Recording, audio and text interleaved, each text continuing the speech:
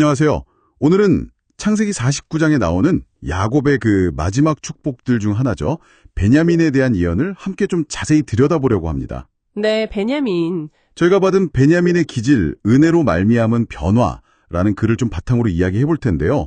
이게 어쩌면 우리 안에 가장 다루기 힘든 모습조차도 놀라운 힘으로 바뀔 수 있다는 그런 비밀이 숨어 있을지도 모른다는 생각이 들더라고요. 네, 아주 흥미로운 주제죠. 베냐민은 물어뜯는 일이라 아침에는 빼앗은 것을 먹고 저녁에는 움킨 것을 나누리라.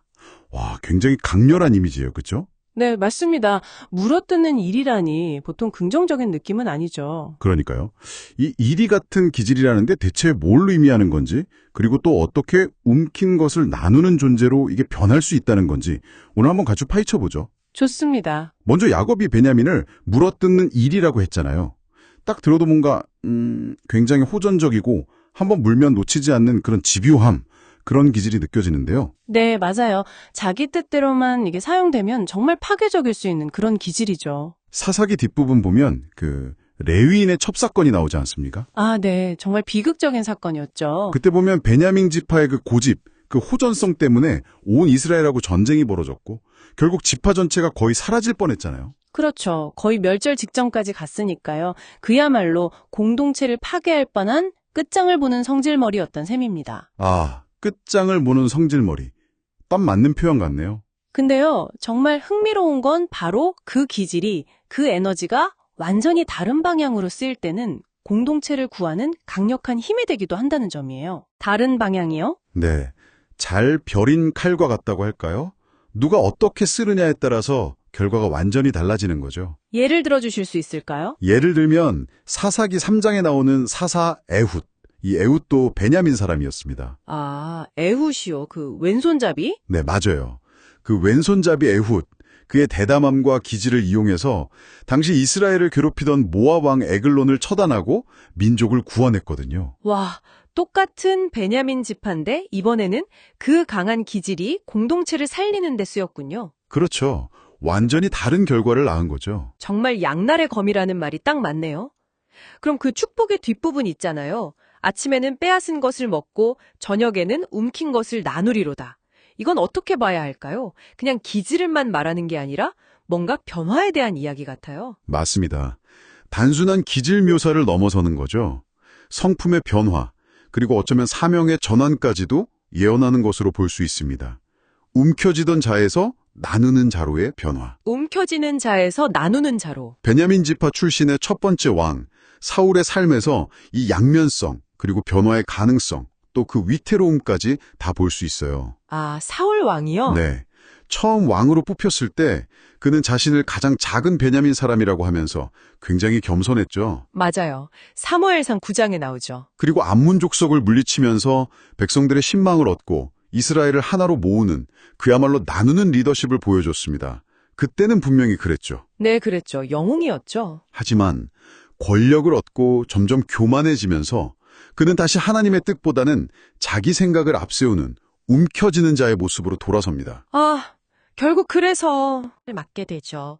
사무엘상 15장을 보면 잘 나와 있습니다.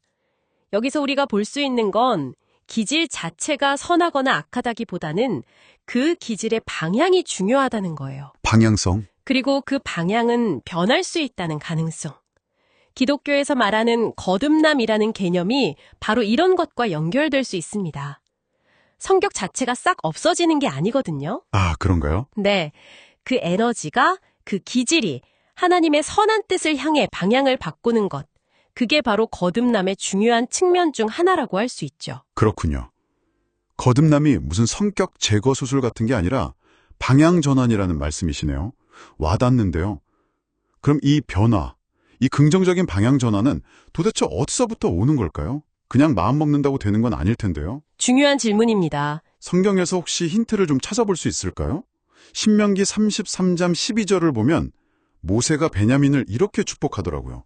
여호와의 사랑을 입은 자는 그 곁에 안전히 살리러다 여호와께서 그를 날이 마치도록 보호하시고 그를 자기 어깨 사이에 있게 하시리로다. 이게 혹시 열쇠가 될까요? 정확히 보셨습니다. 바로 그거예요. 베냐민의 근본적인 정체성이 뭐냐?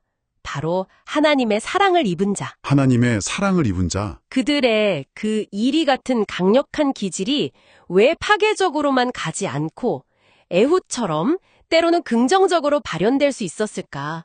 그 배경에는 그들이 하나님 곁에 머물렀다는 사실이 있는 거죠. 아, 하나님 곁에요. 실제로 이스라엘이 남북으로 분열되었을 때 대부분의 북쪽 지파들이 떠나갔지만 베냐민 지파는 예루살렘 성전이 있는 남쪽 유다 지파 곁에 남아서 신앙의 중심을 지켰거든요. 아, 맞아요. 그랬죠. 하나님의 사랑 안에 거할 때 그 강함이 다듬어지고 올바른 방향으로 쓰일 수 있다는 걸 보여주는 중요한 역사적 사실이죠. 하나님의 사랑 안에 머무는 것. 음. 그게 핵심이군요. 그리고 이 베냐민의 축복, 아침에는 빼앗고 저녁에는 나누는 이 이야기가 가장 극적으로 가장 완벽하게 성취된 인물이 신약에 등장합니다. 누굴까요? 바로 사도 바울입니다. 원래 이름은 사울이었죠.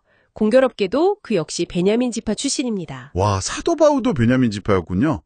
정말 공교롭네요. 그렇죠. 그의 삶이야말로 이 축복의 아침과 저녁이 너무나 뚜렷하게 갈리는 것을 보여줍니다. 아침에는 어떻습니까? 예수 믿는 사람들을 박해하고 잡아주이는데 누구보다 앞장섰던 그야말로 물어뜯는 일이 그 자체였죠. 네, 정말 그랬죠. 스데반 순교 때도 있었고. 맞습니다. 하지만 다메섹 도상에서 부활하신 예수를 만난 이후 그의 저녁의 삶은 180도 달라집니다. 이방인들에게 복음을 전하고 수많은 교회를 세우고 자신의 모든 것을 내어주는 나누는 자가 되었으니까요. 정말 극적인 변화네요. 네. 그 자신이 고린도전서 15장 10절에서 고백했듯이 나의 나 된 것은 하나님의 은혜로 된 것이라고 말이죠. 베냐민의 축복은 단순히 한 개인이나 한 지파의 운명을 넘어서 하나님의 은혜가 어떻게 한 사람의 인생을 그 기질까지도 완전히 바꿔놓는지를 보여주는 강력한 예시라고 할 수 있습니다. 정말 놀라운 이야기네요. 오늘 베냐민 지파 이야기를 통해 우리 안에 있는 좀 강렬하고 때로는 다루기 힘든 그런 기질에도 양면성이 있고 또 그게 변화될 수 있다는 가능성을 본 것 같습니다. 어쩌면 이 방송을 듣고 계신 당신 안에도 가끔 참지 못하고 끝장을 봐야 직성이 풀린다거나 생각보다 행동이 먼저 확 나가버리는 그런 이리 같은 모습이 있을지도 모르겠어요.